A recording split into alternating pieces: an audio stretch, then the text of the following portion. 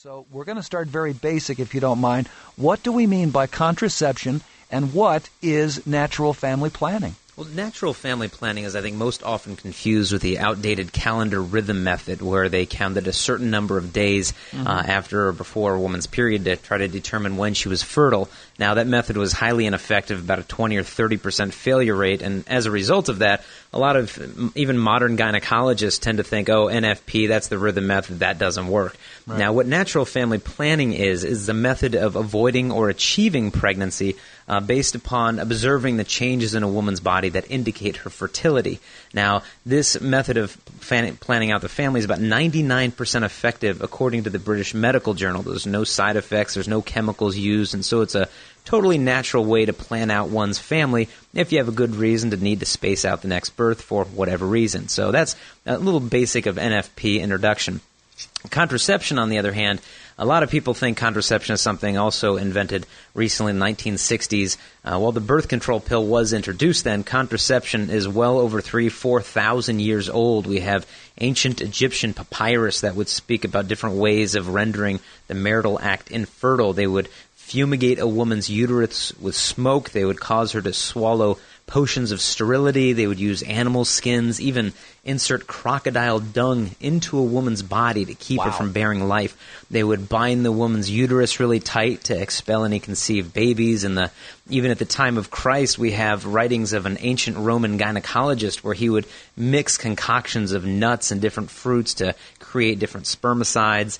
In the Middle Ages, they would use potions. They would make the woman swallow things that included lead, arsenic, mercury, and strychnine. They were very effective contraceptions because the women often died from them, so you couldn't get pregnant, although they figured that's not the best way to go, so they would try superstitious things, having women wear the amulet that contained the liver of a cat or the earwax of a mule as little superstitious omens to keep you from getting pregnant.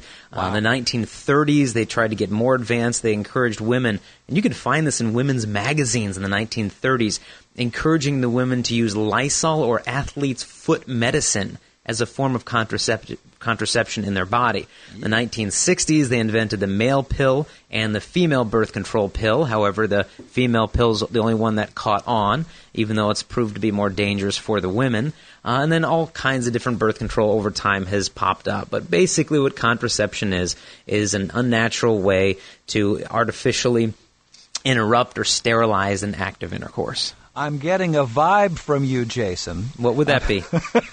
I'm getting the vibe that you think one is good and one is not so good. Am I on the right wavelength here? You have deep intuition. I try. Okay. So NFP would be the way to go. All the way. Yeah, it's a great blessing, and a lot of people think, I think there's even a mistake amongst Catholics that, well, when you get married, you should use NFP. But we need to take a step back and realize that natural family planning is something that the couple should use, to space out pregnancy if they have a serious reason to do so. When my wife and I got married, we didn't have a serious or good reason to space out kids. We wanted to have a big family right away. Mm-hmm. And so NFP shouldn't be the default. You get married, you use NFP. You should get married and immediately be open to the will of God with being generous towards welcoming life into your family. And the Catholic Church trusts married couples to make that decision prayerfully and generously to decide how many kids they want to have. And so the church will not impose upon families, you must have this many kids. They trust you're going to take this to prayer and make a wise and generous choice.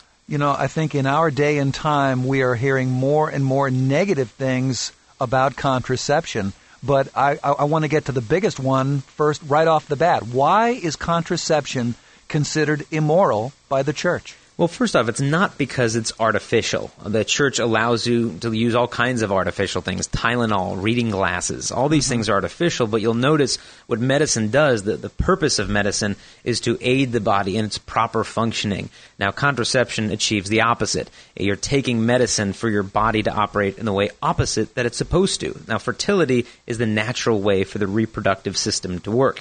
And so what contraception does is it's a drug or a device you use to render the act of sex artificially infertile. And so that's one thing we need to get out of the way. It's not wrong because it's artificial. It's wrong because it's contraceptive. It takes what God has joined together, babies and bonding or procreation and union, the very purposes of the act of sex, and it separates them. You've also got to look at the fact that many forms of birth control are abortifacient, meaning that they can allow pregnancy to take place and then it will actually terminate the pregnancy that has been conceived. The baby's typically only about a week old when this happens, but this takes place with the birth control pill, the patch, the shot.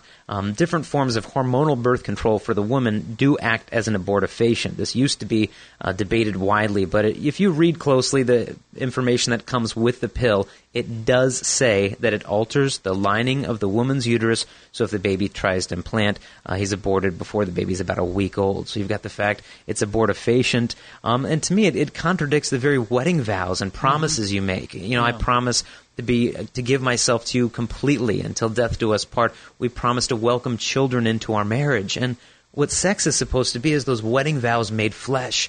And contraception, at the very moment that you should be renewing the wedding vows, you're contradicting them in your body. Just doesn't make sense. We're speaking today with Jason Evert about contraception versus NFP, also known as natural family planning. If you'd like to call in, we'd love to hear from you at 888-318-7884. Jason, you may have heard the old saw, which is certainly not true, about annulments, that is sort of a Catholic divorce. Well, there's also some people think of NFP as like a Catholic contraception. Both of those are wrong. Tell us why. Well, I encourage anyone who comes at you with that, question. Well, isn't it basically the same thing that you're doing? Mm-hmm. I use a couple things to answer that. One is I make an analogy between contraception and NFP being between like a woman who's bulimic and a woman who's dieting. Now, here's how the comparison works. Let's say you have two women who want to maintain a slim figure. One of them practices temperance, and she avoids fatty foods, and she exercises, so she abstains from those things that might make her gain, a little extra weight, and she, sacrifices a little bit. And so that's like NFP. You abstain, you practice temperance, and you avoid the outcome you want to avoid.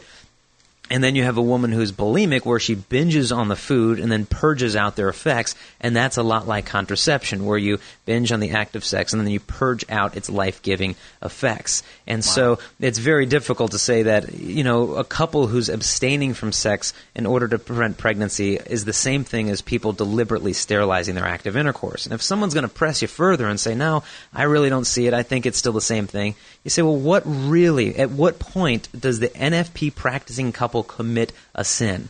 Are they doing something wrong by engaging in intercourse when the woman is infertile? That certainly can't be wrong, because the vast majority of a woman's life she's not fertile. Well, then are they doing something wrong by abstaining from intercourse?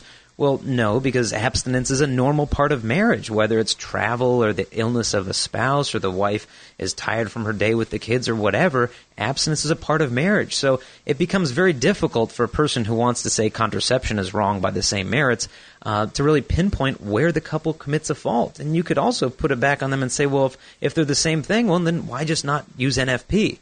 And the person will say, well, that's so different. Well, if it's so different in the means, it's probably so different in the morality as well. Wow. Jason Evert here with us today on Catholic Answers, and the award for Best Analogy of the Week goes to Jason Evert for comparing dieting and bulimia. That was excellent. So we're going to retire the award at the beginning of the week. So you scored the whole thing there, Jason. I don't deserve credit there. Give it to Dr. Janet Smith. So Well, we're bringing out the big guns today. Absolutely. Our phone number is 888-318-7884. The phone calls are already starting to come in, and people want to know about those circumstances where NFP would be a legitimate thing to go.